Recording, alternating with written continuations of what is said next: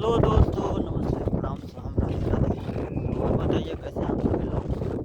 तो देखिए दोस्त, फाइनली होटल लेकर निकले हैं घूमने के लिए। जाना है 3 किलोमीटर, जाना है 3 किलोमीटर, फिर आना है 6 किलोमीटर, मतलब चलना है। तो अब डेली का काम है, यही हो गया है। इधर भी देखिए वो चल रहा है। ओ ओ ओ ओ ओ ओ ए ओ ए ओ ए ओ ओ। ये सब सोच रहे हैं कि रूम पे वापस चला जाऊं, क्योंकि खाने को मिलेगा।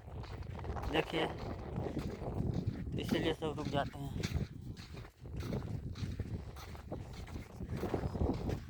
तो यही सब बात है दोस्त। वीडियो अच्छा लगे तो लाइक कर दीजिएगा दोस्त।